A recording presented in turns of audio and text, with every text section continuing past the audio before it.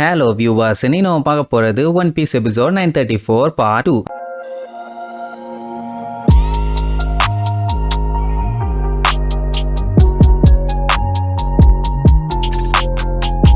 Open பண்ணா எவனோ ஒருத்தன் கண்ணுல தாரையா வாட்டர் ஃபால்ஸ் ஊத்துற அளவுக்கு ஊத்திட்டு இருக்கான். அது வேற யாரும் இல்ல, அந்த ஒரோச்சி தான். குமரசக்கி செத்துட்டான்னு சொல்லி அந்த போஸ்டரை பார்த்து கதறி அழுதுகிட்டு இருக்கான். ஐயோ சின்ன வயசுல செத்துட்டியமா குமரசக்கின்னு. வெளியில இருக்கவனுங்க எல்லாம் என்ன பண்றதுன்னு முழிச்சுட்டு இருப்பானுங்க. ஏன்னா இப்ப இவங்களை எதிர்த்து ஒரு ரெபலியன் குரூப் கிளம்பி இருக்குன்னு அவங்களுக்கு தெரிஞ்சு போச்சு. இந்த மேட்டரை ஒரோச்சி கிட்ட எப்படியாச்சும் சொல்லணும். ஆனா அதை கேட்கற நிலைமையில அவன் இல்லையே. ஆல்ரெடி அவன் செத்து போயிட்டான்னு உடஞ்சு போயிருக்கான். அவங்க கிட்ட இதை கொண்டு போய் காமிச்சா என்ன ஆகும்? இந்த சிம்பிள்ஸை பார்க்கும் போதே தெளிவா தெரியுது இந்த கூட்டம் ஒரோச்சியையும் கைடோவையும் எதிர்க்கிறாங்கன்னு. அந்த ஃபயர் சிம்பல் மாதிரி போட்டிருக்கிறது ஃபயர் ஃபெஸ்டிவலை இண்டிகேட் பண்ணுது. ரெண்டு பேர்டு இவங்க கூட்டத்தோட ஒற்றுமையை காட்டுது. கீழ இருக்க மூணு அவங்களோட கூட்டத்தை குறிக்குது. அப்புறம் அந்த ஹபுங்கிற அந்த பாம்பு அபு போர்ட்ட குறிக்குது. அங்கதான் இவங்க எல்லாருமே ஒண்ணு கூட போறாங்க. சோ ஒரே ஒரு சின்ன டிராயிங்ல மொத்த இன்ஃபர்மேஷனையுமே கொண்டு வந்துட்டாங்க. இந்த மாதிரி ஃபயர் ஃபெஸ்டிவல் அன்னைக்கு ஹபு போர்ட்ல வந்து எல்லாம் ஒண்ணு சேர்ந்துருங்கன்னு. அந்த டைம்ல அந்த இடத்துல ஒண்ணு கூடுறாங்கன்னா ஒனிகேஷிமால தான் இன்னைக்கு பார்ட்டி நடக்க போகுது. அப்படி இருக்கும்போது இவங்க எல்லாம் ஒன்னா சேர்ந்து ஒனிகேஷிமாக்கு தான் போய் சண்டை போட போறாங்கன்னு கன்ஃபார்மே ஆயிருச்சு. இப்ப பஞ்சாயத்து என்னன்னா இந்த மேட்ரு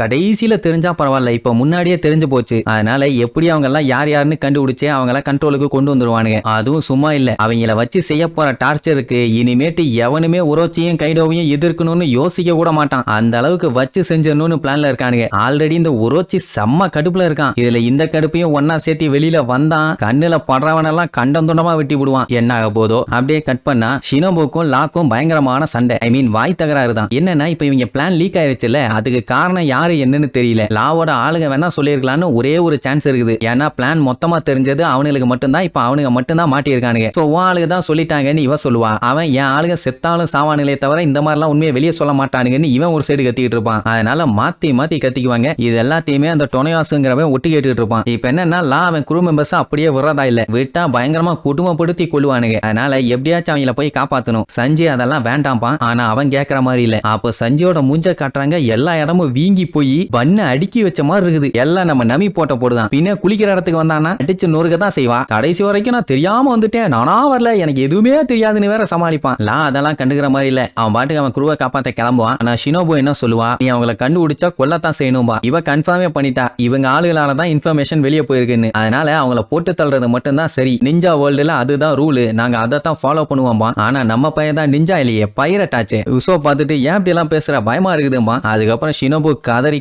அழுது, நாங்க ஒண்ணு இதெல்லாம் விளையாட்டுக்காண்டி பண்ணல, இது ஒண்ணும் பழைய நகை இல்ல, 20 வருஷ பகை. இதுக்காக தான் நாங்க 20 இயர்ஸா காத்துக்கிட்டு இருக்கோம். இந்த டைம் நாங்க கோட்டை விட்டுட்டோம்னா இதுக்கப்புறம் எங்களுக்கு வாய்ப்புன்னு ஒண்ணு இருக்கவே இருக்காது. அதனால புரிஞ்சுக்கோன்னு சொல்லி அந்த அழுகுவா. காஞ்சிரோ பார்த்துட்டு எதுக்கு தேவையில்லாம அழுதுகிட்டு இருக்க, எப்பவுமே நம்ம என்ன யோசிக்கிறோமோ அது நம்ம யோசிச்ச மாதிரி நடக்கவே நடக்காது. உன்னோட வலியும் வேதனையும் என்னால புரிஞ்சுக்க முடியுது. ஆனா உனக்கு ஒரு விஷயம் புரியலன்னு அவளுக்கு எடுத்து சொல்லுவான். என்னன்னா நம்ம ஆளுகளே ஆல்ரெடி கைடோவை காலி பண்ணணும் தான் பிளான்ல இருந்தாங்க. இது கோஇன்சிடென்ஸா இல்ல பிளான் பண்ணி பண்ணாதான்? அதெல்லாம் இல்ல. அவங்களோட மோட்டோவும் அதுதான். நம்மளால ஓடனோட ஆசையெல்லாம் நிறைவேற்ற முடியாது. ஆனா அதுக்கு இவங்க ஹெல்ப் வேணும்னு சொல்லிட்டு இருக்கும் போது எல்லாத்தையும் வெளியே இருந்து கேட்டுட்டு இருந்த டொனையோசு பொசுக்குன்னு உள்ள வந்து, நீங்க பேசினது எல்லாத்தையுமே நான் கேட்டேன், நல்லா பேசுறீங்கன்னு சொல்லி அவன் பாட்டுக்கு பேசிட்டு இருப்பான். யாரா நீ கேட்ட உடனே நமிக்கு அப்படியே ஐஸ் வச்சுட்டு நேரா உள்ள போய், காஞ்சிரோ சினோபு எல்லாரும் உயிரோட தான் இருக்கீங்களா? இங்க பாருங்க, இந்த சிம்பலை பத்தி தான் ஊருக்குள்ள எல்லாருமே பேசிட்டு இருக்காங்க. மொத்த ஃபிளவர் கேபிட்டலும் பரபரப்பா இருக்குது. இது எப்ப ஸ்டார்ட் பண்ணுவீங்கன்னு சொல்லி நான் ஆர்வமா காத்துக்கிட்டு இருக்கேன். அப்படி அப்படின்னு நம்ம ஆளுகளுக்கு சப்போர்ட் பண்ற மாதிரி பேசுவான். அதே நேரம் இங்க ஜோரோவோட சண்டை முடியற மாதிரி இல்ல, போய்கினே இருக்குது. சும்மா சொல்லக்கூடாது, அந்த கில்லர் பாத்தீங்கன்னா பயங்கர ஸ்ட்ராங்கா இருக்கான். இப்படி அவங்க கூட சண்டையை தாறுமாறா போட்டுக்கிட்டு இருந்தா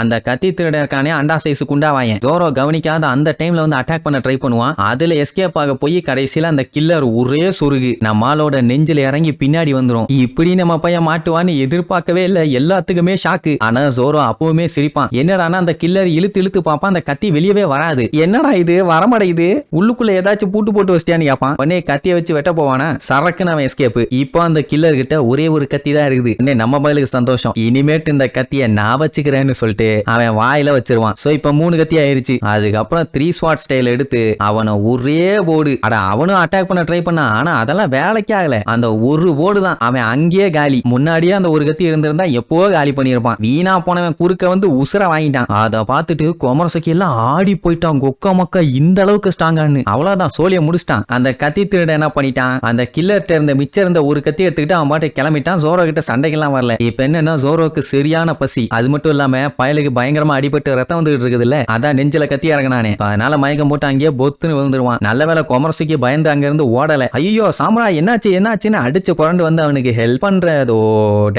இந்த எபிசோடுக்கு எண்டு கார்டு போட்டு முடிக்கிறாங்க.